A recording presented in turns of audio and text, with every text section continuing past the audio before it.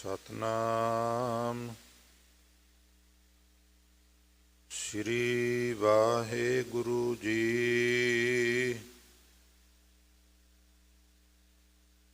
गोंड नाद भ्रमे जैसे मिर्गाए,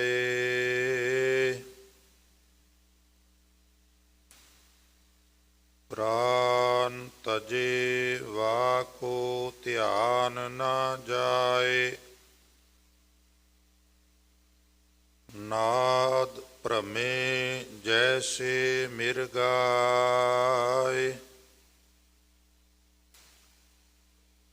प्राण तजे वाको ध्यान न जाए। ऐसे रामा ऐसे हीरो, राम छोड़ चित अनंत न फेरो। रहाओ ज्यों मीना हेरै पशुआरा, सोना गढ़ते हिरै सुनारा। ज्यों बिखई हेरै पर नारी, कौडा डारत हिरै जुआरी। जह जह देखो तह तह रामा, हर के चरण नित ध्यावै नामा। जह जह देखो तह तह रामा, हर के चरण नित ध्यावै नामा। वाहेगुरु जी का खालसा, वाहेगुरु जी की फतेह। परम सन्मानयोग श्री गुरु ग्रंथ साहिब जी की पवित्र हजूरी विच विराजमान बहुत ही आदरणीय गुरु स्वरूप साध संगत जी, वडभागे हो। गुरु चरनां विच बराज के गुरु सवारियां तो गुरबाणी दे मनोहर कीर्तन सरवण करके लाहे प्राप्त कर रहे सो। उपरंत श्री गुरु ग्रंथ साहब दे विच भगतां दी बाणी दी लड़ीवार विचारधीन आप जी ने जो पावन शब्द दास पासों सरवण किया है, ये पवित्र शब्द भगत नामदेव जी का गौण राग विच उचारण किया होया श्री गुरु ग्रंथ साहब जी दे पावन अंग 873 ते सुभायमान है। भगत नामदेव साहब जी ने अज दे इन्हां पावन बचनां विच की उपदेश दिता है, मैं आप जी दे सन्मुख तुच्छ बुद्धि अनुसार इस शब्द की व्याख्या करन दा यतन करां। सिख नूं एक गल जरूर अपने जहन विच रखनी चाहिदी है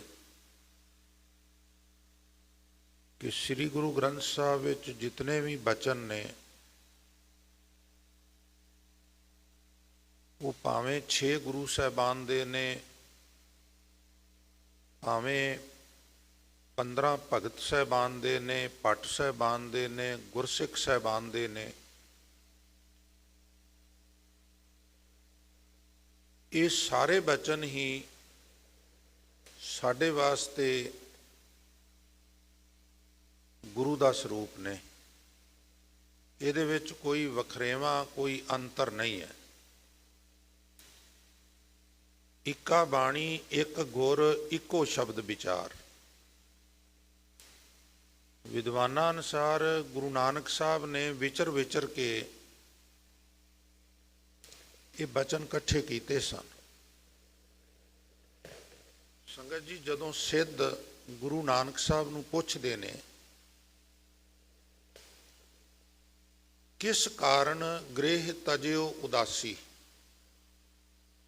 ਬਾਬਾ ਜੀ ਤੁਸੀਂ ਘਰ ਛੱਡਿਆ ਹੈ ਤੇ ਇਹ ਜਿਹੜੀ ਤੁਹਾਡੀ ਉਦਾਸੀ ਹੈ, ਪ੍ਰਚਾਰਕ ਫੇਰੀ ਹੈ, ਇਹਦਾ ਕਾਰਨ ਕੀ ਹੈ, ਵਜ੍ਹਾ ਕੀ ਹੈ? ਵਜ੍ਹਾ ਤੋਂ ਬਿਨਾਂ ਤਾਂ ਕੁਛ ਵੀ ਨਹੀਂ ਹੁੰਦਾ। ਕਿਸ ਕਾਰਨ ਗ੍ਰਹਿ ਤਜਿਓ ਉਦਾਸੀ, ਕਿਸ ਕਾਰਨ ਇਹ ਭੇਖ ਨਿਵਾਸੀ, ਇਹ ਜਿਹੜਾ ਤੁਸੀਂ ਵਿਸ਼ੇਸ਼ ਕਿਸਮ ਦਾ ਭੇਸ ਧਾਰਨ ਕੀਤਾ, ਇਹਦੀ ਵੀ ਕੋਈ ਵਜ੍ਹਾ ਹੋਵੇਗੀ। ਇਹ ਤੁਸੀਂ ਕਿਉਂ ਧਾਰਨ ਕੀਤਾ? ਤੇ ਚੌਥਾ ਪ੍ਰਸ਼ਨ ਉਹਨਾਂ ਨੇ, ਤੀਜਾ ਪ੍ਰਸ਼ਨ ਉਹਨਾਂ ਨੇ ਕੀਤਾ ਵੀ ਕਿਸ ਵਖਰ ਕੇ ਤੁਮ ਵਣਜਾਰੇ, ਤੁਸੀਂ ਕਿਸ ਚੀਜ਼ ਦੇ ਵਪਾਰੀ ਹੋ? ਤੇ ਚੌਥੀ ਗੱਲ, ਕਿਉਂ ਕਰ ਸਾਥ ਲੰਘਾਵੋ ਪਾਰੇ। ਹੁਣ ਤੇ ਤੁਹਾਡੀ ਅੱਛੀ ਖਾਸੀ ਕਮਿਊਨਿਟੀ ਤਿਆਰ ਹੋ ਗਈ ਹੈ, ਤੁਹਾਡੇ ਫਾਲੋਅਰ ਨੇ, ਅਨੁਯਾਈ ਨੇ, ਉਹਨਾਂ ਦਾ ਜੀਵਨ ਸਫਲ ਕਿਸ ਤਰ੍ਹਾਂ ਕਰੋਗੇ?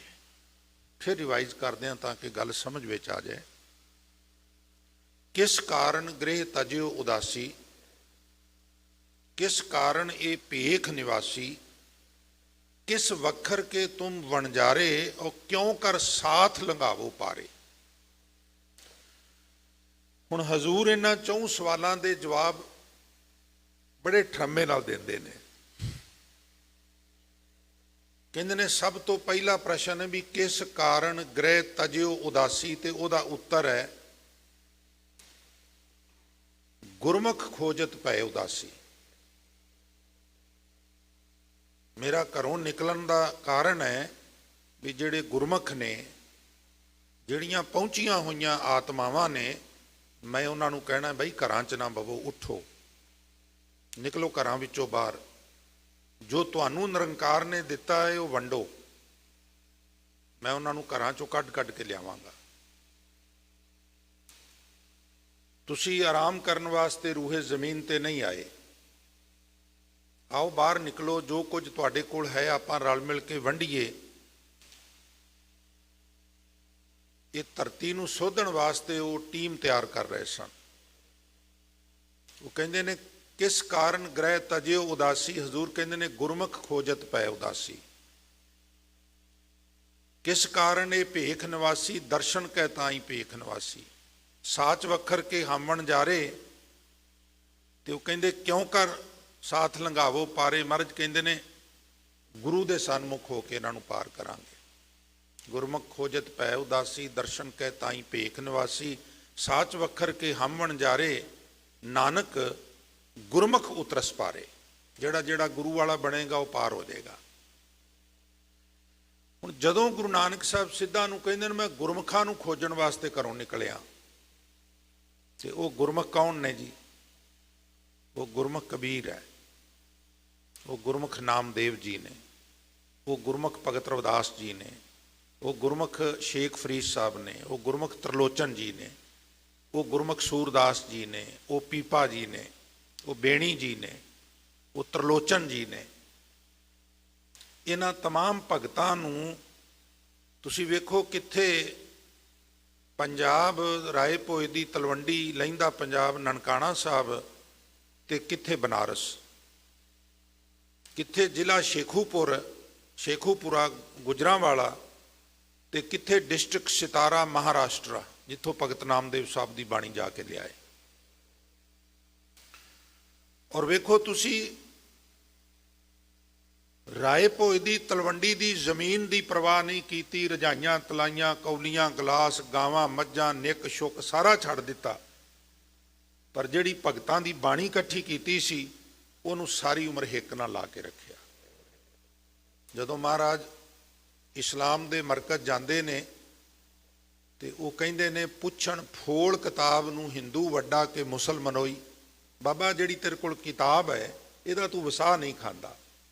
ਸਾਡੇ ਤੇ ਕਿਤਾਬ ਆਖਿਆ ਲੜ ਪੈਂਦੇ ਨਾ, ਈਸਾਈਆਂ ਕੋਲ, ਯਹੂਦੀਆਂ ਕੋਲ ਤੇ ਮੁਸਲਮਾਨਾਂ ਕੋਲ ਕਿਤਾਬ ਤੋਂ ਪਾਕ ਕੋਈ ਸ਼ਬਦ ਨਹੀਂ। ਤੁਹਾਡੇ ਗਿਆਤ ਲਈ ਮੈਂ ਅਰਜ਼ ਕਰਦੇ ਹਾਂ। ਉਹ ਕੁਰਾਨ ਨੂੰ ਵੀ ਪਾਕ ਕਿਤਾਬ ਹੀ ਕਹਿੰਦੇ ਨੇ। तो हुण क्योंकि किताब असी आम पुस्तक नूं कहण लग पे, इस करके कोई किताब कहे तो सिख तो उहदा कपाल मोचन कर देणगे। बहुत सारियां गल्लां सत्कार दे नां ते असी थोड़ा जिहा मिसअंडरस्टैंडिंग है ना। सत्कार बहरूनी तौर पर भी होना चाहिए, अंदरूनी तौर पर भी होना चाहिए। पर जे किते हरमंदर साहब दरबार साहब जिहड़ी बालकोनी है वो गुरु अर्जन साहब गुरु रामदास दे वेले ना बनी हुंदी ते हुण कोई सिख बालकोली बना लैंदा ਤੇ ਫਿਰ ਉਹਦੀ ਉਹ ਸ਼ਾਮਤ ਆਉਣੀ ਸੀ ਜਿਹੜੀ ਰਹਿ ਰੱਬ ਦਾ ਨਾ। ਗੁਰੂ ਗ੍ਰੰਥ ਸਾਹਿਬ ਦਾ ਸਰੂਪ ਥੱਲੇ ਤੂੰ ਉੱਤੇ ਬਾਲਕੋਨੀ ਬਣਾ ਦਿੱਤੀ ਹੈ ਤੇ ਅਪਮਾਨ ਹੋ ਗਿਆ। ਅਸੀਂ ਉਹਦਾ ਬੜਾ ਬੁਰਾ ਹਾਲ ਕਰਨਾ ਸੀ। ਪਰ ਨਹੀਂ, ਇਹ ਸਮਝਣ ਵਾਲੀ ਗੱਲ ਹੈ। ਬਹਿਰੂਨੀ ਤੌਰ ਤੇ ਸਤਿਕਾਰ ਹੋਣਾ, ਅੰਦਰੂਨੀ ਤੌਰ ਤੇ ਹੋਣਾ, ਉਹ ਕਿਸ ਤਰ੍ਹਾਂ ਦੇ ਉਹ ਪੈਰਾਮੀਟਰ ਹੋਣੇ ਚਾਹੀਦੇ ਨੇ। ਉਹ ਕਾਹਲੇ ਨਹੀਂ ਪੈਣਾ ਚਾਹੀਦਾ। ਬਾਲੀ ਵਾਰਾਂ ਅਸੀਂ ਉਹ ਹੋਰ ਅੱਗੇ ਅੱਗੇ ਜਾਂਦੇ ਜਾਂਦੇ ਮਤਲਬ ਦੂਜੇ ਨੂੰ ਜ਼ਾਹਰ ਕਰਨ ਲਈ ਵੀ ਮੈਂ ਜ਼ਿਆਦਾ ਸਤਿਕਾਰ ਕਰਨਾ, ਤਾਂ ਉਹਦੇ ਸਤਿਕਾਰ ਵਾਲੀ ਗੱਲ ਕੋਈ ਹੁੰਦੀ ਹੀ ਨਹੀਂ ਗੀ। ਖੈਰ, ਹੁਣ ਉਹ ਕਹਿੰਦੇ ਨੇ ਬਾਬਾ ਜਿਹੜੀ ਤੇਰੇ ਕੋਲ ਕਿਤਾਬ ਹੈ ਇਹਨੂੰ ਤੂੰ ਸੰਭਾਲ ਕੇ ਬੜਾ ਰੱਖਣਾ ਹੈ, ਤੇ ਜ਼ਰੂਰ ਇਹਦੇ ਵਿੱਚ ਕੋਈ ਪਾਏਦਾਰ ਗੱਲਾਂ ਹੋਣਗੀਆਂ। ਮਹਾਰਾਜ ਨੇ ਕਿਹਾ ਹੈਨ। ਇਹ ਕੀ ਸੀ? ਇਹ ਤੇ ਭਗਤਾਂ ਦੀ ਬਾਣੀ ਸੀ। ਇੱਕ ਜਿਹੜੀ ਮਹਾਰਾਜ ਬਾਣੀ ਆਪ ਲਿਖਦੇ ਉਤਰਦੀ ਸੀ ਉਹਨੂੰ ਮਹਾਰਾਜ ਲਿਖ ਲੈਂਦੇ ਸਨ, ਕਿਉਂਕਿ ਜ਼ੁਬਾਨੀ ਗੱਲ ਵਿਸਰ ਜਾਂਦੀ ਹੈ। ਲਿਖੇ ਬਾਝੋਂ ਸੁਰਤ ਨਾਹੀ, ਬੋਲ ਬੋਲ ਗਵਾਈਏ ਅੰਮ੍ਰਿਤ ਬਾਣੀ। ਤੁਸੀਂ ਮੈਂ ਜ਼ਬਾਨੀ ਤੁਹਾਡੇ ਸਾਹਮਣੇ ਬੋਲ ਰਿਹਾ, ਇਹ ਕੋਈ ਦਾਵਾ ਨਹੀਂ ਮੇਰੇ ਕੋਲੋਂ ਮਿਸਟੇਕ ਨਹੀਂ ਹੋਵੇਗੀ। ਜਿਹੜਾ ਲਫ਼ਜ਼ ਮੂੰਹ ਚੋਂ ਨਿਕਲ ਗਿਆ ਉਹ ਨਿਕਲ ਗਿਆ। ਪਰ ਤੁਸੀਂ ਕੋਈ ਆਰਟੀਕਲ ਲਿਖੋ ਤੇ ਤੁਸੀਂ ਉਹਨੂੰ ਪਰਤ ਕੇ ਫਿਰ ਵਿਚਾਰ ਦਿਓ, ਸਪੈਲਿੰਗ ਠੀਕ ਕਰ ਲੈਂਦੇ ਹੋ। ਜੇ ਕੋਈ ਗਲਤ ਬਿਆਨਬਾਜ਼ੀ ਹੋ ਗਈ ਹੈ ਉਹਨੂੰ ਉਹਦੇ ਵਿੱਚੋਂ ਤੁਸੀਂ ਕੱਢ ਦਿੰਦੇ ਹੋ। ਤੁਸੀਂ 10 ਵਾਰੀ ਆਪਣੇ ਆਰਟੀਕਲ ਨੂੰ, ਲੇਖ ਨੂੰ ਸੁਧਾਰ ਸਕਦੇ ਹੋ। ਪਰ ਜਿਹੜੀਆਂ ਮੌਖਿਕ ਗੱਲਾਂ ਕਰਨੀਆਂ ਨੇ ਇਹਦੇ ਵਿੱਚ ਸੁਧਾਰ ਦੀ ਕੋਈ ਗੁੰਜਾਇਸ਼ ਨਹੀਂ ਹੁੰਦੀ। ਜੋ ਹੋ ਗਿਆ ਸੋ ਹੋ ਗਿਆ ਲਾਈਵ ਪ੍ਰੋਗਰਾਮ ਦੇ ਵਿੱਚ। ਖੈਰ, ਤਾਂ ਉਹ ਕਹਿੰਦੇ ਨੇ ਬਾਬਾ ਇਹ ਕਿਤਾਬ ਨੂੰ ਤੂੰ ਬੜਾ ਸੰਭਾਲ ਕੇ ਰੱਖਣਾ ਹੈ, ਤੇ ਇਸ ਕਿਤਾਬ ਨੂੰ ਫੋਲ ਕੇ ਸਾਨੂੰ ਦੱਸ ਵੀ ਹਿੰਦੂ ਚੰਗੇ ਹੁੰਦੇ ਨੇ ਕਿ ਮੁਸਲਮਾਨ ਚੰਗੇ ਹੁੰਦੇ ਨੇ। ਪੁੱਛਣ ਫੋਲ ਕਿਤਾਬ ਨੂੰ ਹਿੰਦੂ ਵੱਡਾ ਕਿ ਮੁਸਲਮਾਨੋਈ। ਇਹ ਗੱਲ ਵੱਖਰੀ ਵੀ ਉਹਨਾਂ ਆਖਿਆ ਵੀ ਸ਼ੋ ਬਮਲਾ ਬਾਜੋਂ ਦੋਨੋਂ ਰੋਈ, ਪਰ ਕਿਤਾਬ ਬਾਬੇ ਕੋਲ ਹੈਗੀ ਸੀ। ਫੇਰ ਭਾਈ ਗੁਰਦਾਸ ਸਾਹਿਬ ਕਹਿੰਦੇ ਨੇ ਆਸਾ ਹੱਥ ਕਿਤਾਬ ਕੱਛ ਕੂਜਾ ਬਾਂਗ ਮੁਸੱਲਾ ਤਾਰੀ। ਤੋ ਉਹ ਜਿਹੜੀ ਕਿਤਾਬ ਵੱਲ ਇਸ਼ਾਰਾ ਕਰਦੇ ਨੇ ਉਹ ਵੀ ਭਗਤਾਂ ਦੀ ਬਾਣੀ ਸੀ। ਮੈਂ ਇਹ ਬੇਨਤੀ ਕਰਨੀ ਚਾਹੁੰਦਾ ਵੀ ਵੱਡੇ ਸਤਿਗੁਰੂ ਗੁਰੂ ਨਾਨਕ ਸਾਹਿਬ ਤਾਂ ਉਮਰ ਆਪਣੀ ਹਿੱਕ ਨਾਲ ਲਾਈ ਰੱਖੀ ਉਹਨਾਂ, ਤੇ ਜਦੋਂ ਭਾਈ ਲਹਿਣਾ ਨੂੰ ਗੁਰਤਾ ਗੱਦੀ ਦਿੱਤੀ ਨਾ ਤੇ ਰਸਮ ਪੂਰੀ ਹੋ ਗਈ, ਮਰਿਆਦਾ, ਤੇ ਮਹਾਰਾਜ ਕਹਿਣ ਲੱਗੇ ਲਹਿਣਿਆ ਮੇਰੀ ਗੱਲ ਧਿਆਨ ਨਾਲ ਸੁਣ। ਮਹਾਰਾਜ ਦੱਸੋ। ਮੇਰੇ ਪੁੱਤਰਾਂ ਦਾ ਧਿਆਨ ਹੈ ਖੂਹਾਂ ਵਿੱਚ, ਜ਼ਮੀਨ ਵਿੱਚ, ਗਾਵਾਂ ਮੱਝਾਂ ਵਿੱਚ, ਘੋੜੀਆਂ ਵਿੱਚ, ਹਵੇਲੀ ਵਿੱਚ, ਕੌਲੀਆਂ ਗਲਾਸ ਥਾਲੀਆਂ ਚਿਮਚੇ ਰਜਾਈਆਂ ਤਲਾਈਆਂ ਮੰਜੇ ਬਿਸਤਰੇ। ਜੇ ਤੂੰ ਇੱਥੇ ਰਿਹਾ ਤੇ ਇਹਨਾਂ ਤੈਨੂੰ ਪ੍ਰਚਾਰ ਨਹੀਂ ਕਰਨ ਦੇਣਾ। ਈਰਖਾ ਇੱਕ ਇਸ ਤਰ੍ਹਾਂ ਦਾ ਐਬ ਹੈ, ਤੁਸੀਂ ਨਾ ਕਰੋ। ਜੇ ਕੋਈ ਸੈਕੰਡ ਪਰਸਨ ਤੁਹਾਡੇ ਨਾਲ ਈਰਖਾ ਕਰਦਾ ਹੈ ਤੇ ਉਹਦੇ ਜਿਹੜੇ ਵਾਈਬ੍ਰੇਸ਼ਨ ਨੇ ਉਹ ਜਦੋਂ ਜਾ ਕੇ ਤੁਹਾਡੇ ਨਾਲ ਟਕਰਾਣਗੇ ਤੁਹਾਨੂੰ ਉਲਟੀ ਈਰਖਾ ਕਰਨ ਲਈ ਉਹ ਮਜਬੂਰ ਕਰ ਦੇਣਗੇ। ਡਿਪੈਂਡ ਕਰਦਾ ਵੀ ਵਿਲ ਪਾਵਰ ਤੁਹਾਡੀ ਸਟਰੋਂਗ ਹੈ ਕਿ ਉਹਦੀ ਸਟਰੋਂਗ ਹੈ। ਇਸ ਲਈ ਤੁਸੀਂ ਵੇਖੋ ਮਹਾਰਾਜ ਨੇ ਦੂਰੀ ਬਣਾ ਦਿੱਤੀ ਵੀ ਚੱਲ ਖਡੂਰ ਚੱਲ, ਰਿਜ਼ਕ ਤੇਰੇ ਪਿੱਛੇ ਪਿੱਛੇ ਉੱਥੇ ਆ ਜਾਏਗਾ। ਤੇ ਜੇ ਦਿੱਤਾ ਜਾਣ ਲੱਗਿਆ ਕੁਛ ਤੇ ਕੀ ਦਿੱਤਾ? ਪੋਥੀ ਸਾਹਿਬ ਦੇ ਕੇ ਕਹਿਣ ਲੱਗੇ ਲੈਣਿਆ ਇਹ ਪੋਥੀ ਤੇ ਇਸ ਪੋਥੀ ਦਾ ਕੀਰਤਨ ਕਰਨ ਵਾਲੇ ਕੀਰਤਨੀਏ ਰਬਾਬੀ, ਇਹਨਾਂ ਦੋਹਾਂ ਨੂੰ ਇਸ ਤਰ੍ਹਾਂ ਰੱਖਣਾ ਜਿਵੇਂ ਬੱਤੀਆਂ ਦੰਦਾਂ ਵਿੱਚ ਜੀਭ ਸੰਭਾਲ ਕੇ ਰੱਖੀ ਦੀ ਹੈ। ਇੱਕ ਬਾਣੀ ਨੂੰ ਗਾਉਣ ਵਾਲੇ, ਕੀਰਤਨ ਕਰਨ ਵਾਲੇ, ਪ੍ਰਚਾਰ ਕਰਨ ਵਾਲੇ।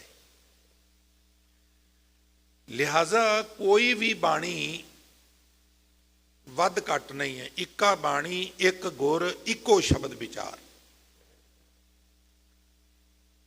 ਇਹ ਉਹ ਭਗਤ ਸਾਹਿਬਾਨ ਨੇ ਜਿਨ੍ਹਾਂ ਦੀ ਬਾਣੀ ਪੈਂਡੇ ਤੈਅ ਕਰ ਕਰਕੇ, ਭੁੱਖ ਪਿਆਸ ਝਾਗ ਕੇ, ਗਰਮੀ ਸਰਦੀ ਝਾਗ ਕੇ ਗੁਰੂ ਨਾਨਕ ਸਾਹਿਬ ਨੇ ਕਤਰ ਕੀਤੀ, ਔਰ ਫਿਰ ਉਹ ਸੀਨੇ ਬਸੀਨੇ ਇਸ ਤਰ੍ਹਾਂ ਅੱਗੇ ਚੱਲਦੀ ਗਈ।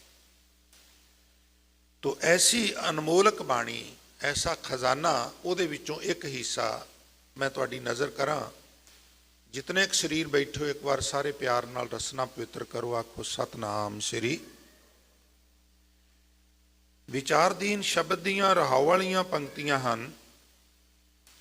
ਐਸੇ ਰਾਮਾ ਐਸੇ ਹੀਰੋਂ, ਰਾਮ ਛੋੜ ਚਿਤ ਅਨੰਤ ਨਾ ਫੇਰੋਂ। ਮੈਂ ਵਾਹਿਗੁਰੂ ਜੀ ਨੂੰ ਇਸ ਕਦਰ ਦੇਖਦਾ ਰਹਿਣਾ ਵਾਂ, ਵਾਹਿਗੁਰੂ ਜੀ ਨੂੰ ਇਸ ਕਦਰ ਮੈਂ ਸੁਰਤ ਵਿੱਚ ਰੱਖਦਾ ਹਾਂ ਕਿ ਵਾਹਿਗੁਰੂ ਜੀ ਨੂੰ ਛੱਡ ਕੇ ਮੈਂ ਆਪਣੀ ਸੁਰਤ, ਮੈਂ ਆਪਣਾ ਧਿਆਨ ਕਿਸੇ ਹੋਰ ਪਾਸੇ ਜਾਣ ਹੀ ਨਹੀਂ ਦਿੰਦਾ। ਸੁਰਤ ਸ਼ਬਦ ਵਿੱਚ ਜੋੜਨੀ। ਤੋ ਇਹਦਾ ਮੁੱਢਲਾ ਤਰੀਕਾ ਤੇ ਇਹ ਹੈ ਕਿ ਬੈਠ ਕੇ ਮੈਡੀਟੇਸ਼ਨ ਕਰਨਾ। ਜੇ ਅਸੀਂ ਕਦੀ ਸਿਮਰਨ ਨਹੀਂ ਕੀਤਾ, ਅਜੇ ਸ਼ੁਰੂ ਕਰਨਾ ਹੈ, ਤੇ ਫਿਰ ਉਹਦੇ ਵਾਸਤੇ 2-3 ਗੱਲਾਂ ਸਾਡੀ ਸਹਾਇਤਾ ਕਰਦੀਆਂ ਨੇ। ਇੱਕ ਅੰਮ੍ਰਿਤ ਵੇਲਾ ਤੇ ਇੱਕ ਇਕਾਂਤ, ਉੱਥੇ ਸ਼ੋਰ ਸ਼ਰਾਬਾ ਨਾ ਹੋਵੇ। ਤੀਜੀ ਗੱਲ, ਜਿਸ ਜਗ੍ਹਾ ਤੇ ਤੁਸੀਂ ਬੈਠਣਾ ਹੈ ਰੋਜ਼ ਉਸੇ ਜਗ੍ਹਾ ਤੇ ਬੈਠਣਾ ਹੈ। ਵਾਹਿਗੁਰੂ ਵਾਹਿਗੁਰੂ ਵਾਹਿਗੁਰੂ। ਕਿਉਂਕਿ ਜਿਸ ਜਗ੍ਹਾ ਤੇ ਤੁਸੀਂ ਰੋਜ਼ ਬੈਠ ਕੇ ਕਰਦੇ ਹੋ, ਉੱਥੇ ਤੁਹਾਡੇ ਉਹ ਪੋਜ਼ਿਟਿਵ ਵਾਈਬ੍ਰੇਸ਼ਨ ਜਿਹੜੇ ਨੇ ਉੱਥੇ ਮਾਹੌਲ ਬਣਾ ਦਿੰਦੇ ਨੇ ਸਿਮਰਨ ਦਾ। ਜਿੱਥੇ ਤੁਸੀਂ ਸੌਣ ਜਾਂਦੇ ਹੋ ਨਾ ਬੈਡਰੂਮ 'ਚ, ਉੱਥੇ ਜਿਵੇਂ ਤੁਸੀਂ ਜਾਣਾ ਲੇਟਣਾ, ਨਾਲ ਦੀ ਨਾਲ ਤੁਹਾਨੂੰ ਨੀਂਦ ਆ ਜਾਏਗੀ। ਪਰ ਜਿਹੜੀ ਵਰਕਸ਼ਾਪ ਤੁਸੀਂ ਕੰਮ ਕਰਦੇ ਹੋ, ਉੱਥੇ ਜਾਂਦਿਆਂ ਸਾਰ ਤੁਸੀਂ ਐਕਟਿਵ ਹੋ ਜਾਂਦੇ ਹੋ। ਤਾਂ ਉਹ ਇੱਕ ਐਟਮੋਸਫੀਅਰ ਹੁੰਦਾ ਹੈ ਜਿਹੜਾ ਤੁਹਾਡੀ ਸਹਾਇਤਾ ਕਰਦਾ ਹੈ। ਐਸੇ ਐਕਸਪੈਰੀਮੈਂਟ ਕੀਤੇ ਗਏ ਨੇ ਬਾਕਾਇਦਾ। ਇੱਕ ਤੇ ਅੰਮ੍ਰਿਤ ਵੇਲੇ ਜੇ ਉੱਠ ਕੇ ਕੀਤਾ ਜਾਏ ਤੇ ਸਹਾਇਤਾ ਕਰਦਾ ਹੈ। ਅੰਮ੍ਰਿਤ ਵੇਲਾ ਹੈਲਪ ਬਹੁਤ ਕਰਦਾ ਹੈ। ਅੰਮ੍ਰਿਤ ਵੇਲੇ ਵੀ ਇਕਾਂਤ ਹੋਵੇ, ਉੱਥੇ ਹੋਰ ਕੋਈ ਨਾ ਹੋਵੇ। ਔਰ ਤੀਜੀ ਗੱਲ, ਜਿੱਥੇ ਬੈਠੀਏ ਰੋਜ਼ ਕੋਸ਼ਿਸ਼ ਕਰੀਏ ਵੀ ਉੱਥੇ ਬੈਠਣਾ ਹੈ। ਸਾਨੂੰ ਤੇ ਵੈਸੇ ਮਹਾਰਾਜ ਨੇ ਸਪਸ਼ਟ ਕਿਹਾ ਵੀ ਵਾਹਿਗੁਰੂ ਗੁਰਮੰਤਰ ਹੈ ਤੇ ਮੂਲ ਮੰਤਰ ਹੈ, ਕਿਸੇ ਹੋਰ ਮੰਤਰ ਦਾ ਮਤਲਬ ਹੀ ਨਹੀਂ। ਪਰ ਕੁਝ ਲੋਕ ਕਰਦੇ ਨੇ। ਮੰਤਰ ਇੱਕੋ ਦਾ ਹੀ ਰੋਜ਼ ਰਟਨ ਕਰਨਾ ਚਾਹੀਦਾ ਹੈ। ਵਾਰ-ਵਾਰ ਮੰਤਰ ਨਹੀਂ ਬਦਲਣਾ ਚਾਹੀਦਾ। ਜਿਵੇਂ ਕਈ ਕਹਿ ਦਿੰਦੇ ਨੇ ਵੀ ਆਹ ਸ਼ਬਦ ਪੜ੍ਹੀਏ ਤੇ ਆਹ ਵਸਤੂ ਪ੍ਰਾਪਤ ਹੁੰਦੀ ਆ। ਤੂੰ ਵੈਸੇ ਤੇ ਸਾਰੀ ਗੁਰਬਾਣੀ ਹੀ ਮੰਤਰ ਹੈ, ਪਰ ਵਾਹਿਗੁਰੂ ਗੁਰਮੰਤਰ ਹੈ। ਜਪ ਹਉਮੈ ਖੋਈ। ਵਾਹਿਗੁਰੂ ਗੁਰਮੰਤਰ ਦਾ ਰਟਨ ਹੋਵੇ ਜਾਂ ਮੂਲ ਮੰਤਰ ਸਾਹਿਬ ਦਾ ਰਟਨ ਹੋਵੇ, ਉਹ ਫਿਰ ਸਹਾਇਤਾ ਕਰਦਾ ਸਾਡੀ। ਇਹ ਸ਼ੁਰੂ ਵਿੱਚ ਪ੍ਰਾਇਮਰੀ ਵਿੱਚ ਸਾਨੂੰ ਇਦਾਂ ਕਰਨਾ ਪਏਗਾ। ਕਿਉਂ ਕਰਨਾ ਪਏਗਾ ਜੀ? ਇਸ ਕਰਕੇ ਕਰਨਾ ਪਏਗਾ ਵੀ ਜਦੋਂ ਅਸੀਂ ਸਾਈਕਲਿੰਗ ਸਿੱਖੀ ਸੀ ਤੇ ਫਿਰ ਅਸੀਂ ਸਾਈਕਲਿੰਗ ਕਰਨ ਦੇ ਨਾਲ ਨਾਲ ਕੋਈ ਹੋਰ ਦੂਜਾ ਕੰਮ ਨਹੀਂ ਸਾਂ ਕਰ ਸਕਦੇ, ਕਿਉਂਕਿ ਅਜੇ ਪ੍ਰੈਕਟਿਸ ਨਹੀਂ ਸੀ। ਅਜੇ ਤੇ ਸਾਈਕਲ ਵੀ ਚੰਗੀ ਤਰ੍ਹਾਂ ਚਲਾਉਣਾ ਨਹੀਂ ਸੀ ਆਉਂਦਾ। ਉਹਦੇ ਤੋਂ ਡਿੱਗ ਪੈਂਦੇ ਸਾਂ, ਕੋਈ ਚੋਟ ਵੀ ਲੱਗ ਜਾਂਦੀ ਸੀ। ਤਾਂ ਫਿਰ ਆਹਿਸਤਾ ਆਹਿਸਤਾ ਹੌਲੀ ਹੌਲੀ ਉਹ ਅਭਿਆਸ ਹੁੰਦਾ ਗਿਆ। ਜਿਵੇਂ ਜਿਵੇਂ ਅਭਿਆਸ ਹੁੰਦਾ ਗਿਆ, ਹੁਣ ਕਿਸੇ ਵੇਲੇ ਇੱਕੋ ਹੱਥ ਨਾਲ ਹੈਂਡਲ ਪਕੜ ਕੇ ਦੂਜਾ ਹੱਥ ਪੱਗ ਤੇ ਵੀ ਚਲਾ ਜਾਂਦਾ, ਔਰ ਕਦੀ ਕਦੀ ਤੇ ਦੋਵੇਂ ਹੱਥ ਛੱਡ ਕੇ ਵੀ ਥੋੜਾ ਜਿਹਾ ਚੱਲ ਜਾਂਦਾ। ਇਹ ਕਿਵੇਂ ਹੋ ਗਿਆ? ਇਹ ਅਭਿਆਸ ਨਾਲ ਹੋ ਗਿਆ। ਸਾਈਕਲਿੰਗ ਹੋ ਰਹੀ ਹੈ, ਹੱਥ ਛੱਡੇ ਹੋਏ ਨੇ ਔਰ ਸਾਈਕਲ ਚੱਲ ਰਿਹਾ। ਤੁਸੀਂ ਜਦੋਂ ਪਹਿਲੀ ਵਾਰ ਡਰਾਈਵਿੰਗ ਸੀਟ ਤੇ ਬੈਠਦੇ ਹੋ ਕਾਰ ਦੀ, ਤੇ ਤੁਸੀਂ ਨਾਲ ਬੈਠੇ ਨਾਲ ਜੇ ਗੱਲਾਂ ਬਾਤਾਂ ਕਰੋਗੇ ਤੇ ਗੜਬੜ ਹੋ ਜਾਏਗੀ। ਪਰ ਜਿਵੇਂ ਜਿਵੇਂ ਡਰਾਈਵਿੰਗ ਦਾ ਅਭਿਆਸ ਹੁੰਦਾ ਜਾਂਦਾ ਹੈ, ਤਿਵੇਂ ਤਿਵੇਂ ਫਿਰ ਇੱਕ ਸਟੇਜ ਇਹ ਵੀ ਆਉਂਦੀ ਹੈ ਵੀ ਤੁਸੀਂ ਨਾਲ ਬੈਠੇ ਦੇ ਗੱਲਬਾਤ ਵੀ ਕਰ ਲੈਂਦੇ ਹੋ, ਡਰਾਈਵਿੰਗ ਵੀ ਕਰਦੇ ਜਾਂਦੇ ਹੋ, ਸੈੱਲ ਫੋਨ ਤੇ ਵੀ ਗੱਲ ਕਰਦੇ ਹੋ। ਮੈਂ ਜਸਟੀਫਾਈ ਨਹੀਂ ਕਰ ਰਿਹਾ ਵੀ ਡਰਾਈਵਿੰਗ ਕਰਨ ਲੱਗਿਆਂ ਸੈੱਲ ਫੋਨ ਤੇ ਗੱਲ ਕਰਨੀ ਚਾਹੀਦੀ ਹੈ, ਪਰ ਹਟਦਾ ਕੌਣ ਹੈ? ਸਾਰੇ ਕਰਦੇ। ਅਭਿਆਸ ਨਾਲ ਹੋ ਜਾਂਦਾ ਹੈ। ਸ਼ੁਰੂ 'ਚ ਇਸ ਤਰ੍ਹਾਂ ਨਹੀਂ ਹੁੰਦਾ। ਪਹਿਲੇ ਦਿਨ ਕੋਈ ਸਿੱਖ ਰਿਹਾ ਹੈ, ਉਹ ਕਵੇ ਵੀ ਮੈਂ ਡਰਾਈਵ ਵੀ ਕਰਾਂਗਾ ਤੇ ਸੈੱਲ ਫੋਨ ਤੇ ਗੱਲ ਵੀ ਕਰਾਂਗਾ, ਨਹੀਂ ਕਰ ਪਾਏਗਾ। ਪਰ ਅਭਿਆਸ ਨਾਲ ਹੋ ਜਾਂਦਾ ਹੈ। ਭਗਤ ਨਾਮਦੇਵ ਸਾਹਿਬ ਕਹਿੰਦੇ ਨੇ, ਮੇਰਾ ਹੁਣ ਇਤਨਾ ਅਭਿਆਸ ਹੋ ਗਿਆ ਹੈ ਕਿ ਮੈਂ ਕੰਮਕਾਰ ਕਰਦਿਆਂ ਵੀ ਵਾਹਿਗੁਰੂ ਵਾਲੀ ਦੇਖਦਾ ਰਹਿਣਾ ਵਾ। ਮੈਂ ਕਿਰਤ ਕਰਦਾ ਰਹਿਣਾ, ਸੁਰਤ ਮੇਰੀ ਫਿਰ ਵੀ ਪ੍ਰਮਾਤਮਾ ਵਿੱਚ ਰਹਿੰਦੀ ਹੈ। ਸ੍ਰੀ ਗੁਰੂ ਗ੍ਰੰਥ ਸਾਹਿਬ ਵਿੱਚ ਜ਼ਿਕਰ ਹੈ ਵੀ ਭਗਤ ਨਾਮਦੇਵ ਸਾਹਿਬ ਤੇ ਭਗਤ ਤ੍ਰਿਲੋਚਨ ਸਾਹਿਬ, ਇਹ ਦੋਵੇਂ ਪਰਸਪਰ ਮਿੱਤਰ ਨੇ। ਭਗਤ ਨਾਮਦੇਵ ਸਾਹਿਬ ਤੇ ਤ੍ਰਿਲੋਚਨ ਸਾਹਿਬ ਸਮਕਾਲੀ ਵੀ ਨੇ ਤੇ ਦੋਸਤੀ ਵੀ ਹੈ। ਇਹ ਜ਼ਿਕਰ ਗੁਰੂ ਗ੍ਰੰਥ ਸਾਹਿਬ 'ਚ। ਜਦੋਂ ਨਾਮਦੇਵ ਸਾਹਿਬ ਪਹਿਲਾਂ ਦੇ ਤੁਰੇ ਸਨ, ਅੱਗੇ ਸਨ, ਤਲੋਚਨ ਜੀ ਬਾਅਦ ਵਿੱਚ ਤੁਰੇ ਸਨ। तो अक्सर कहते होंगे सन भी कोई बचन बुला सुनाओ, कोई मार्गदर्शन करो। तो तलोचन जी अपने घरों चल के नामदेव के घर आते सन।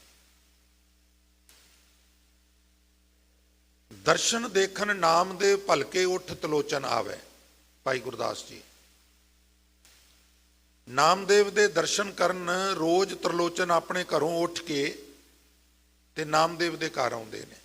वो पौड़ी लंबेरी है, मैं उन्होंने खोलन लग पिया तो वक्त सारा उधर ही लग जाना। मैं जिहड़ा गुरबाणी का शब्द तुहाडे नाल शेयर करना चाहुंदा, साझा करना चाहुंदा, वो कर लवां। तो वार्तालाप भी हुंदा सी, जल पानी की सेवा भी हुंदी सी। हुण जदों त्रिलोचन जी ने जाना ते नामदेव जी ने काम ना छड्डना, अगे काम छड्ड के बह जांदे सन, गल्लां बातां करन लग पैना, गोष्ठी करन लग पैना। हुण काम की सी? कपड़ियां दे उत्ते प्रिंट करन दा काम सी, प्रिंटिंग दा। उदों सिंपल जे छापेखाने होंदे सन, हुण वांगू कंप्यूटराइज सिस्टम नहीं सी। सिंपल जे छापे सन ते वो रंग च डोब के ते वो इदां कोरे कपड़े दे उत्ते ठप्पे लांदे हुंदे सन। मेहनत ज़्यादा हुंदी सी, आउटपुट बहुत थोड़ी हुंदी सी। तो उन्हां दा इह पिता पुरखी काम सी, कपड़े छापने। तो उन्हां की कीता भी नाल काम भी करी जाण ते त्रिलोचन जी नाल गल्लां भी करी जाण। ते त्रिलोचन जी ने एक दो तीन दिन देखिया तो एक दिन कहन लगे भी मित्र एक गल कवां, गुस्सा तो नहीं करोगे? कहन लगे नहीं करते। आखन लगे हुण तुहाडा ध्यान माया वाल ज़्यादा हो गया है, मैं आउना वां ते तुसीं बस कपड़े ही छापते रहिंदे हो, कपड़े ही छापते रहिंदे हो। हुण थोड़ा जिहा ध्यान माया इकट्ठी करन नाल ज़्यादा हो गया। नामा माया मोहिया कहे तलोचन मीत, श्री गुरु ग्रंथ साहब। त्रिलोचन मित्र कहन लगा तेरे मन नूं माया ने मोह लिया। काहे छीपो छायले राम ना लावो ची, तुसी कपड़े ही छापते रहिंदे हो, राम विच चित क्यों नहीं लांदे? ते नामा कहे तलोचना मुख ते राम संभाल, हाथ पाओ कर काम सब चीत निरंजन नाल। नामदेव जी कहन लगे बई हाथ काम ते हत्थां पैरां नाल करना है ते सुरत शब्द विच जोड़नी है। मैं काम हत्थां पैरां नाल करना पर मेरी सुरत गोष्ठी विच ही हुंदी है, शब्द विच ही हुंदी है। तो तलोचन जी कहन लगे भी नहीं इदां नहीं हो सकता। इदां किदां हो सकता है? ये तो कहन दीयां गल्लां ने, बंदा कामकार भी करी जाए तो सुरत भी रब विच जुड़ी जाए, ये संभव नहीं है। तो नामदेव साहब कहन लगे भी संभव है, वो कहन लगे नहीं संभव। तो इत्थे थोड़ा जिहा तनातनी हो गई। तां फिर त्रिलोचन जी कहन लगे भी कोई लॉजिक दिओ, मैनूं समझाओ। तां फिर भगत नामदेव जी ने 3 4 5 उदाहरण दे के समझाने का यत्न किया। कह लगे लो फिर सुनो। आनी ले कागद काटी ले गुड्डी, आकाश मध्य परमी वाले। बच्चे दुकान तो बाजार विचों कागज़ लैके आउंदे ने, ओदी गुड्डी तैयार करते हैं, मींज पतंग तैयार करते हैं और अपनी अपनी पतंग तैयार करके फिर वो चढ़ जाते हैं कोठियां दीयां छत्तां ते, मकानां ते। फिर वो की करते हैं, 5 10 बच्चे अपनी अपनी पतंग नूं उड़ा रहे हैं, एक दूजे नाल गल्लां भी कर रहे हैं। तेरी पतंग ऊपर है, मेरी नीचे है, तेरी सज्जे है, मेरी खब्बे है, मेरी चंगी है, तेरी मंदी है, इत्यादि गल्लां बातां एक दूजे नाल करदे ने, पर सुरत उन्हां दी पतंग विच है, डोर विच है। भगत नामदेव साहब कह लगे जिस तरह छोटा बच्चा पतंग उड़ांदा है, जिन्हों 2 3 4 साल हो गए ने पतंग उड़ांदे नूं, उहदा इन्ना अभ्यास हो जाता है बई वो एक दूजे अपने हम उम्र बच्चों नाल गल्लां भी करता है, पर उहदी सुरत अपनी पतंग की डोर विच हुंदी है। आनी ले कागद काटी ले गुड्डी, गुड्डी मींज पतंग, आकाश मध्य भरमी अले, 5 जना स्यों बात बतौआ, चीत सो डोरी राखी अले। दूजी उदाहरण, मन राम नामा बेदी अले, मेरा मन राम दे नाम विच इस तरह विझ गया है जैसे कनक कला चित मांडी अले। जिस तरह सुनियारा आए हुए कस्टमर नाल गल्लां बातां भी करता है, पर सुरत वो हौली हौली छोटी जी थौड़ी है, हौली हौली गहना कढ़न विच ओहदी सुरत उहदे विच ही रहिंदी है। बैठ जाओ जी, पानी पिया दिओ जी, चाह लै आओ जी, दसो जी की चाहिदा है, पर नाल नाल गहना भी कढ़दा रहिंदा है, उहदा अभ्यास हो जाता है। तीजी उदाहरण भगत नामदेव साहब ने भगत त्रिलोचन जी नूं दित्ती, पर साडे सारिਆਂ वास्ते, क्योंकि प्रथाए साखी महापुरख बोलदे सांझी सगल जहान है।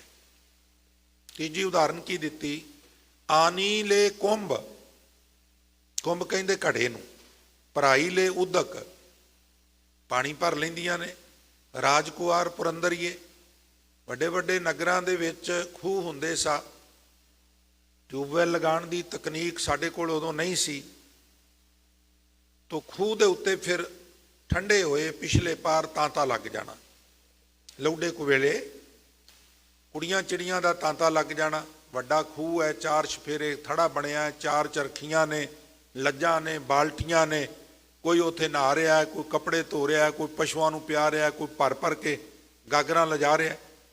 ਉਹ ਫਿਰ ਬੱਚੀਆਂ ਜਦੋਂ ਪਾਣੀ ਭਰਨਾ ਤੇ ਇਕੱਠੀਆਂ ਹੋ ਕੇ 8-8 10-10 15-15 ਜਣੀਆਂ ਨਿਕਲਦੀਆਂ, ਕਿਉਂਕਿ ਉਹਨਾਂ ਕੋਲ ਕੋਈ ਟੈਲੀਵਿਜ਼ਨ ਤੇ ਹੈ ਨਹੀਂ ਸੀ, ਨਾ ਕੋਈ ਸੈੱਲ ਫੋਨ ਸੀ, ਤੋ ਇਸ ਬਹਾਨੇ ਪਾਣੀ ਵੀ ਭਰਿਆ ਜਾਂਦਾ ਸੀ ਤੇ ਮਨੋਰੰਜਨ ਵੀ ਹੋ ਜਾਂਦਾ ਸੀ ਵੀ ਚਲੋ ਇਕੱਠੀਆਂ ਹੋ ਕੇ ਪਾਣੀ ਭਰਨ ਜਾਵਾਂਗੀਆਂ ਤੇ ਇਕੱਠੀਆਂ ਪਾਣੀ ਭਰ ਕੇ ਵਾਪਸ ਲਿਆਵਾਂਗੀਆਂ, ਨਾਲੇ ਆਪਾਂ ਡਿਸਕਸ ਕਰ ਲਾਂਗੀਆਂ, ਗੱਲਾਂ ਬਾਤਾਂ ਕਰ ਲਾਂਗੀਆਂ। ਹੁਣ ਉਹ ਲੜਕੀਆਂ ਪਾਣੀ ਦੀਆਂ 1 2 3 4 ਗਾਗਰਾਂ ਭਰ ਕੇ ਉੱਤੇ ਇਹਨੂੰ ਰੱਖ ਕੇ, ਉੱਤੇ ਗਾਗਰ ਰੱਖ ਕੇ, ਉਹਦੇ ਉੱਤੇ ਦੂਜੀ ਰੱਖ ਕੇ, ਕਈ ਵਾਰ ਤੀਜੀ ਵੀ ਰੱਖ ਕੇ, ਇੱਕ ਕੱਛੇ ਵੀ ਮਾਰ ਲੈਣੀ ਹੈ, ਇੱਕ ਹੱਥ 'ਚ ਵੀ ਲਮਕਾ ਲੈਣੀ ਹੈ, ਇੱਕ ਦੂਜੇ ਨਾਲ ਗੱਲਾਂ ਵੀ ਕਰਦੀਆਂ ਜਾਣਾ, ਪਰ ਮਜ਼ਾਲ ਕੀ ਹੈ ਵੀ ਇੱਕ ਬੂੰਦ ਪਾਣੀ ਦੀ ਵੀ ਬਾਹਰ ਡਿੱਗ ਜਾਏ। ਅਭਿਆਸ ਇੰਨਾ ਹੋ ਜਾਂਦਾ ਸੀ। ਆਨੀ ਲੈ ਕੁੰਭ, ਘੜੇ ਲਿਆਂਦੇ, ਭਰਾਈ ਲੈ ਉਦਕ, ਉਦਕ ਪਾਣੀ ਨੂੰ ਕਹਿੰਦੇ ਨੇ, ਜਲ ਪਾਣੀ ਵਾਰੀ ਉਦਕ ਨੀਰ, ਇਹ ਪਰਿਆਇਵਾਚੀ ਸ਼ਬਦ ਨੇ ਪਾਣੀ ਦੇ। ਭਰਾਈ ਲੈ ਉਦਕ, ਰਾਜਕੁਆਰ ਪੁਰੰਦਰੀਏ, ਨਗਰ ਵਿੱਚ ਰਹਿਣ ਵਾਲੀਆਂ ਜਿਹੜੀਆਂ ਲੜਕੀਆਂ ਨੇ, ਹਸਤ ਵਿਨੋਦ ਵਿਚਾਰ ਕਰਤੀ ਹੈ, ਚੀਤ ਸੋ ਗਾਗਰ ਰਾਖੀਲੇ, ਹੱਸਦੀਆਂ ਖੇਡਦੀਆਂ ਇੱਕ ਦੂਜੇ ਨਾਲ ਵਿਚਾਰ ਕਰਦੀਆਂ ਨੇ, ਮਖੌਲ ਠੱਠਾ ਵੀ ਕਰਦੀਆਂ ਨੇ, ਪਾਣੀ ਨਹੀਂ ਡੁੱਲਣ ਦਿੰਦੀਆਂ, ਕਿਉਂਕਿ ਉਹਨਾਂ ਦੀ ਸੁਰਤ ਆਪਣੀਆਂ ਗਾਗਰਾਂ ਦੀ ਪਾਲ ਵਿੱਚ ਹੈ। ਇਸੇ ਤਰ੍ਹਾਂ ਮੈਂ ਕੰਮਕਾਰ ਕਰਦਾ ਰਾਮ ਵਿੱਚ ਸੁਰਤ ਜੋੜਨਾ। ਅਗਲੀ ਉਦਾਹਰਨ, ਮੰਦਰ ਏਕ ਦਵਾਰ 10 ਜਾਂਕੈ, ਗਊ ਚਰਾਵਣ ਛਾਡੀਅਲੇ, ਵੱਡੇ ਵੱਡੇ ਕੱਚੇ ਇਸ ਤਰ੍ਹਾਂ ਛਤੌੜ ਕਰ ਦੇਣੀ, ਉਹਨੂੰ ਕੁੜ ਵੀ ਕਹਿ ਦਿੰਦੇ ਸਨ, ਤੇ ਉਹਦੇ ਵਿੱਚ 10 ਦਰਵਾਜ਼ੇ ਨੇ, ਉਹਦੇ ਵਿੱਚ ਪਸ਼ੂ ਬੱਧੇ ਹੋਏ ਨੇ, ਗਰਮੀਆਂ 'ਚ ਵੀ ਸਰਦੀਆਂ 'ਚ ਵੀ। ਤੇ ਸੰਗਤ ਜੀ, ਉਹਦੇ ਵਿੱਚ ਇੱਕ ਸੱਜਰ ਸੂਈ ਹੋਈ ਗਾਂ ਹੈ, ਉਹਨੂੰ ਖੋਲ ਕੇ ਜਿਹੜੇ ਮਰਜ਼ੀ ਦਰਵਾਜ਼ੇ 'ਚੋਂ ਬਾਹਰ ਕੱਢ ਲਓ, ਪਸ਼ੂਆਂ ਦੇ ਨਾਲ ਚਾਰਨ ਵਾਸਤੇ 2-4 ਮੀਲ 10 ਮੀਲ ਦੂਰ ਲੈ ਜਾਓ, ਪਰ ਉਹ ਜਿਹੜੀ ਸੱਜਰ ਸੂਈ ਗਾਂ ਹੈ ਨਾ, ਆ ਹੁਣ ਜਿਹੜੀਆਂ ਅਸੀਂ ਪਿਉਂਦ ਕਰਕੇ ਬਣਾਈਆਂ ਨੇ, ਇਹਨਾਂ ਦੀ ਤੇ ਹੋਰ ਗੱਲ ਇਹ ਤੇ ਬੇਦਰੇਗ ਜਿਹੀਆਂ ਨੇ, ਇਹਨਾਂ 'ਚ ਕੋਈ ਐਡਾ ਬੱਚਿਆਂ ਦੇ ਪ੍ਰਤੀ ਮੋਹ ਨਹੀਂਗਾ, ਪਰ ਜਿਹੜੀਆਂ ਨੈਚੁਰਲ ਨੇ, ਕੁਦਰਤੀ ਗਾਵਾਂ ਨੇ, ਉਹ ਬੜਾ ਮੋਹ ਕਰਦੀਆਂ ਨੇ ਜ਼ਿਆਦਾ। ਉਹ ਫਿਰ ਜਿੰਨੀ ਮਰਜ਼ੀ ਦੂਰ ਚਰਾਣ ਲੈ ਜਾਣਾ ਨਾ, ਤੇ ਜਦੋਂ ਉਧਰੋਂ ਵਾਪਸ ਲਿਆਉਣਾ ਤੇ ਉਹਨੇ ਤੁਰੇ ਤੁਰੇ ਆਉਂਦਿਆਂ ਦੂਜੇ ਪਸ਼ੂਆਂ ਤੋਂ ਅੱਗੇ ਲੰਘ ਜਾਣਾ, ਤੇ ਭੱਜ ਕੇ ਆ ਕੇ ਕਿਸੇ ਦਰਵਾਜ਼ੇ ਥਾਣੀ ਪ੍ਰਵੇਸ਼ ਕਰਕੇ ਤੇ ਆਪਣੇ ਜਾ ਕੋਲ ਵੱਛੀ ਜਾਂ ਵੱਛੇ ਦੇ ਕੋਲ ਖੜੇ ਹੋ ਜਾਣਾ। ਉਹ ਜਿੱਥੇ ਮਰਜ਼ੀ ਚਰਦੀ ਹੋਵੇ, ਉਹਦੀ ਸੁਰਤ ਆਪਣੇ ਬੱਚੇ 'ਚ ਹੀ ਰਹਿੰਦੀ ਹੈ। ਇਸੇ ਤਰ੍ਹਾਂ ਮੈਂ ਕੰਮਕਾਰ ਕਰਨਾ, ਮੇਰੀ ਸੁਰਤ ਵਾਹਿਗੁਰੂ ਵਿੱਚ ਹੈ। ਮੰਦਰ ਏਕ, ਬਿਲਡਿੰਗ ਇੱਕ ਹੈ, द्वार 10 जाके 10 दरवाजे ने, गऊ चरावन छाडियले, और 5 कोस पर गऊ चरावत, चीत सो बछरा राखियले। कहत नामदेव सुनो तलोचन। मैं एक अंत विच होर तलोचन जी तुहानू एग्जाम्पल दे दियां, कहन लगे जी दिओ। कहत नामदेव सुनो तलोचन, बालक पालन पौड़ी वाले, छोटा बच्चा, ਉਹਨੂੰ मां पंगूड़े विच पा के खूंटा दे देंदी है। कदी अंदर किचन चली गई, कदी बैडरूम चली गई, कदी विहड़े चली गई, कदी कपड़े निचोड़ के उत्ते सुकने पाण चली गई। तुहाडे इत्थे छत्तां होर तरह दीयां ने, साडे उत्थे छत्तां तो भी लोग कम लै लैंदे ने, उत्ते तारां बन छड्डदे ने कपड़े सुकाउण वालियां। ਉਹ मां जिथे मर्जी होवे, भावें छत ते होवे, अंदर होवे, बाहर होवे, सज्जे होवे, खब्बे होवे, होर किसे नूं पता लगे जां ना लगे, बच्चा माड़ी जी भी चूं करे, मां नूं पता लग जांदा पुत्तर रोण दिया। कहत नामदेव सुनो तलोचन, बालक बच्चा पालन पौड़ी वाले, पंगूड़े च लम्मा पा दिता। अंतर बाहर काज विरोधी, चीत सो बारक राखी वाले, ਉਹਦੀ सुरत बच्चे विच रहिंदी है। इसे तरह मैं कंमकार करना, पर मेरी सुरत वागुरू विच जुड़ी है। पर यह अवस्था अभ्यास वाली है। ਜਿਹੜੇ ਗੁਰਮੁਖ ਪਿਆਰੇ ਸ਼ੁਰੂ ਕਰਦੇ ਨੇ, ਉਹ ਫਿਰ ਕੀ ਕਰਦੇ ਨੇ, ਅੰਮ੍ਰਿਤ ਵੇਲੇ ਬੈਠ ਕੇ ਨਾਮ ਜਪਦੇ ਨੇ, ਚੌਂਕੜਾ ਮਾਰ ਕੇ।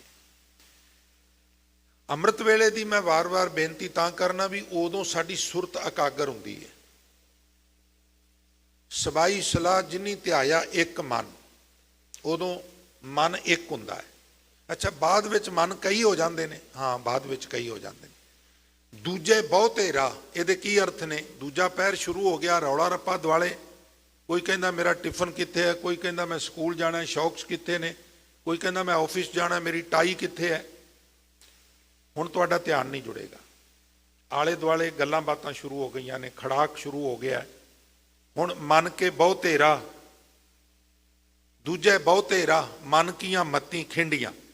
ਇਸ ਕਰਕੇ ਜਿੰਨਾ ਚਿਰ ਸਾਰੇ ਸੁੱਤੇ ਨੇ ਨਾ, ਉਹਨਾਂ ਦੇ ਸੁੱਤਿਆਂ ਸੁੱਤਿਆਂ ਹੰਬਲਾ ਮਾਰੋ, ਉੱਠ ਕੇ ਇਸ਼ਨਾਨ ਪਾਣ ਕਰਕੇ 10 ਮਿੰਟ 20 ਮਿੰਟ ਅੱਧਾ ਘੰਟਾ। ਵੇਖੋ ਅਸੀਂ ਜਦੋਂ ਘਰੋਂ ਜਾਂਦੇ ਹਾਂ ਦਫ਼ਤਰ, ਸਾਡੀ ਕੋਸ਼ਿਸ਼ ਹੁੰਦੀ ਵੀ ਲੈਪਟਾਪ ਵੀ ਸਾਡਾ ਚਾਰਜ ਹੋਵੇ, ਫੋਨ ਵੀ ਚਾਰਜ ਹੈ, ਕਈ ਤੇ ਨਾਲ ਪਾਵਰ ਬੈਂਕ ਵੀ ਚਾਰਜ ਕਰਕੇ ਲੈ ਲੈਂਦੇ ਨੇ, ਟਿਫਨ ਵੀ ਲੈ ਲੈਣਾ, ਚਸ਼ਮਾ ਵੀ ਲੈ ਲੈਣਾ, ਚਾਬੀ ਵੀ ਗੱਡੀ ਦੀ ਚੁੱਕ ਲੈਣੀ ਹੈ, ਸਾਰਾ ਸਮਾਨ ਲੈ ਲੈਣਾ, ਸਾਰਾ ਕੁਝ ਚਾਰਜ ਵੀ ਕਰ ਲੈਂਦੇ ਆ। ਪਰ ਆਤਮਾ ਨੂੰ ਜਦੋਂ ਚਾਰਜ ਕਰਨ ਦੀ ਗੱਲ ਆਉਂਦੀ ਹੈ, ਉਹ ਕੋਈ ਵਿਰਲੇ ਗੁਰਮੁਖ ਕਰਦੇ ਨੇ। ਜੇ ਉੱਠਦਿਆਂ ਸਾਰ 10 ਕੁ ਮਿੰਟ ਆਤਮਾ ਚਾਰਜ ਹੋ ਜਾਏ, ਬੈਠ ਕੇ ਇਕਾਂਤ ਵਿੱਚ ਵਾਹਿਗੁਰੂ ਵਾਹਿਗੁਰੂ ਵਾਹਿਗੁਰੂ, ਥੋੜਾ ਜਿਹਾ ਐਨਾਲਿਸਿਸ ਹੋ ਜਾਏ, ਬੈਠ ਕੇ ਕੁਛ ਨਾ ਕਰੋ, ਸਿਰਫ ਇੰਨਾ ਹੀ ਕਰੋ। ਇੱਥੇ ਥੋੜਾ ਜਿਹਾ ਆਪਣੇ ਆਪ ਨੂੰ ਕੇਂਦਰਿਤ ਕਰਕੇ ਸਿਰਫ ਇੰਨਾ ਜਾਣਨ ਦੀ ਕੋਸ਼ਿਸ਼ ਕਰੀਏ ਸ਼ੁਰੂ 'ਚ ਵੀ ਮੇਰੇ ਅੰਦਰ ਚੱਲ ਕੀ ਰਿਹਾ, ਔਰ ਜਿਹੜਾ ਉਹ ਚੱਲ ਰਿਹਾ ਉਹਨੂੰ ਰੋਕਣਾ ਹੈ। ਨਿਰਵਿਚਾਰ ਹੋਣਾ, ਅੰਦਰ ਕਿਸੇ ਪ੍ਰਕਾਰ ਦਾ ਵਿਚਾਰ ਨਾ ਚੱਲੇ, ਫੁਰਨੇ ਨਾ ਆਉਣ, ਬਿਲਕੁਲ ਸਪੇਸ ਹੋ ਜਾਏ। ਔਰ ਉਸ ਹਾਲਤ ਵਿੱਚ ਤੁਸੀਂ ਸਿਰਫ ਇੱਕ ਵਾਰ ਕਹਿ ਦਿਓ ਸਤਨਾਮ ਸ੍ਰੀ, ਫਿਨਿਸ਼, ਸਿਰਫ ਇੱਕ ਵਾਰ। ਪਰ ਉਹ ਜਿਹੜੀ ਨਿਰਵਿਚਾਰ ਵਾਲੀ ਅਵਸਥਾ ਬਣਦੀ ਨਹੀਂ। ਅੱਜ ਜਿੰਨਾ ਕੀਰਤਨ ਹੈ, ਕਥਾ ਹੈ, ਧਾਰਮਿਕ ਪ੍ਰੋਸੈਸਿੰਗ ਹੈ, ਪਤਾ ਕਾਹਦੇ ਲਈ ਹੈ? ਬਈ ਉਹ ਇੱਕ ਪਲ ਸਾਡੇ ਜੀਵਨ 'ਚ ਆ ਜਾਏ, ਜਦੋਂ ਬਿਲਕੁਲ ਸਪੇਸ ਹੋਵੇ ਤੇ ਪਲਕ ਝਲਕ ਵਿੱਚ ਯੂ ਟਰਨ ਵੱਜ ਜਾਏ। ਇਹ ਸਾਰਾ ਗਰਾਊਂਡ ਤਿਆਰ ਹੋ ਰਿਹਾ, ਹੋਰ ਕੁਝ ਵੀ ਨਹੀਂ। ਇਹ ਮੰਜ਼ਿਲ ਦੀਆਂ ਗੱਲਾਂ ਨੇ, ਮੰਜ਼ਿਲ ਨਹੀਂ ਹੈ। ਔਰ ਇਹ ਮੰਜ਼ਿਲ ਦੀਆਂ ਗੱਲਾਂ ਨੂੰ ਵੀ ਕੋਈ ਧਿਆਨ ਨਾਲ ਨਹੀਂ ਕਰਦਾ, ਧਿਆਨ ਨਾਲ ਨਹੀਂ ਸੁਣਦਾ। ਨਹੀਂ ਤੁਸੀਂ ਬਾਬਾ ਜੀ ਕਰੀ ਜਾਇਆ ਕਰੋ, ਤੁਸੀਂ ਤੁਹਾਨੂੰ ਕੀ ਲੱਗੇ, ਕੋਈ ਸੁਣਦਾ ਸੁਣੇ, ਗੱਲਾਂ ਕਰਦਾ ਤੇ ਗੱਲਾਂ ਕਰੇ। ਤੂੰ ਆਪਣੀ ਕਥਾ ਕਰੀ ਜਾਇਆ ਕਰ ਭਾਈ, ਮੈਂ ਕਰੀ ਜਾਵਾਂਗਾ। ਪਰ ਜਦੋਂ ਫਿਰ ਇਹ ਕਹਿੰਦੇ ਹੋ ਵੀ ਪ੍ਰਚਾਰਕ ਸਾਡੇ ਐਜੂਕੇਟਡ ਨਹੀਂ, ਪ੍ਰਚਾਰਕਾਂ ਦਾ ਜੀਵਨ ਨਹੀਂ, ਇੱਦਾਂ ਨਹੀਂ, ਫਿਰ ਉਹ ਵੀ ਨਾ ਕਿਹਾ ਕਰੋ, ਕਿਉਂਕਿ ਇਹ ਦਵੱਲੀ ਖੇਡ ਹੈ। ਇਹ ਤਾਲਮੇਲ ਹੈ ਆਡੀਅੰਸ ਦਾ ਤੇ ਸਪੋਕਸਮੈਨ ਦਾ। ਇਹ ਨਹੀਂ ਹੋ ਸਕਦਾ ਵੀ ਕੋਈ ਵਿਦਿਆਰਥੀ ਧਿਆਨ ਨਾਲ ਗੱਲ ਅਧਿਆਪਕ ਦੀ ਸੁਣੇ ਹੀ ਨਾ ਤੇ ਮਗਰੋਂ ਕਵੇ ਵੀ ਅਧਿਆਪਕ ਹੀ ਨਲਾਇਕ ਹੈ, ਫਿਰ ਉਹਨੂੰ ਇਹ ਕਹਿਣ ਦਾ ਅਧਿਕਾਰ ਨਹੀਂ ਹੁੰਦਾ। ਇਹ ਵੀ ਗੱਲ ਜ਼ਿਹਨ ਵਿੱਚ ਰੱਖਣ ਵਾਲੀ ਹੈ। ਹੁਣ ਸਕੂਲ ਵਿੱਚ ਤੇ ਗੁਰਦੁਆਰੇ 'ਚ ਇੱਕ ਫਰਕ ਹੈ ਨਾ, ਵੀ 50 ਬੱਚਿਆਂ ਦਾ ਬੈਚ ਹੈ, ਇੱਕ ਨਹੀਂ ਪੜ੍ਹਦਾ, ਅਗਲੇ ਦਿਨ ਵੀ ਨਹੀਂ ਸਮਝਦਾ, ਅਗਲੇ ਦਿਨ ਵੀ ਨਹੀਂ ਸਮਝਦਾ, ਤੇ ਅਧਿਆਪਕ ਇੱਕ ਗੱਲ ਕਹਿੰਦਾ, ਬੇਟਾ ਜੇ ਤੂੰ ਨਹੀਂ ਪੜ੍ਹਨਾ ਤੇ ਦੂਜਿਆਂ ਨੂੰ ਪੜ੍ਹ ਲੈਂਦੇ, ਤੂੰ ਬਾਹਰ ਜਾ ਕੇ ਥੋੜਾ ਮਨੋਰੰਜਨ ਕਰ ਲੈ, ਇੱਧਰ ਉੱਧਰ ਘੁੰਮ ਲੈ, ਦੂਜਿਆਂ ਦਾ ਵਕਤ ਜ਼ਾਇਆ ਨਾ ਕਰ।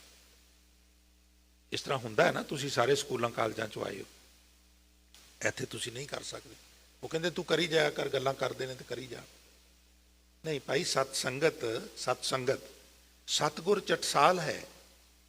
ਇਹ ਸਕੂਲ ਹੈ ਗੁਰੂ ਦਾ, ਔਰ ਸਕੂਲ ਦਾ ਕੋਈ ਡਿਸਿਪਲਿਨ ਹੁੰਦਾ ਹੈ, ਕੋਈ ਅਨੁਸ਼ਾਸਨ ਹੁੰਦਾ ਹੈ। ਜੇ ਤਾਂ ਹਰ ਗੁਣ ਸਿੱਖਾ, ਉੱਥੇ ਅਧਿਆਪਕ ਨੂੰ ਕਹੀਏ ਨਹੀਂ ਤੂੰ ਕਰੀ ਜਾਇਆ ਕਰ, ਤੇ ਫਿਰ ਬਾਤ ਨਹੀਂ ਬਣੇਗੀ। ਕਰੀ ਜਾਵਾਂਗੇ, ਕਾਈਆਂ ਦੇ ਪੁੱਤਾਂ ਨੇ ਘਾਹ ਖੋਤਣਾ, ਕੋਈ ਗੱਲ ਨਹੀਂ, ਕਰੀ ਜਾਵਾਂਗੇ। ਪਰ ਸਿਸਟੇਮੈਟਿਕਲੀ ਇਹ ਹੈ ਵੀ ਕਰਨ ਵਾਲਾ ਵੀ ਇਕਾਗਰ ਹੋਵੇ, ਪ੍ਰਪੇਅਰ ਹੋ ਕੇ ਆਵੇ, ਫਰੇਮ ਕਰਕੇ ਲਿਆਵੇ ਆਪਣੀ ਵਿਚਾਰ ਨੂੰ, ਔਰ ਸੁਣਨ ਵਾਲੇ ਵੀ ਸੀਰੀਅਸਲੀ ਲੈਣ, ਇਕਾਗਰਤਾ ਨਾਲ ਸੁਣੇ। ਇੱਕ ਵਾਰੀ ਆਖੋ ਸਤਨਾਮ ਸ੍ਰੀ। ਭਗਤ ਨਾਮਦੇਵ ਸਾਹਿਬ ਮਹਾਰਾਜ ਕਹਿੰਦੇ ਨੇ, ਐਸੇ ਰਾਮਾ ਐਸੇ ਹੀਰੋ, ਰਾਮ ਛੋੜ ਚਿੱਤ ਅਨੰਤ ਨਾ ਫੇਰੋ। ਮੈਂ ਆਪਣੇ ਚਿੱਤ ਨੂੰ, ਸੁਰਤ ਨੂੰ, ਧਿਆਨ ਨੂੰ, ਮਨ ਨੂੰ ਹੋਰ ਪਾਸੇ ਜਾਣ ਹੀ ਨਹੀਂ ਦਿੰਦਾ। ਮੈਂ ਬਿਲਕੁਲ ਇਕਾਗਰ ਕਰਕੇ ਵਾਹਿਗੁਰੂ ਵਿੱਚ ਜੋੜ ਦਿੱਤਾ। ਗੱਲ ਹੀ ਤਾਂ ਬਣਦੀ ਹੈ।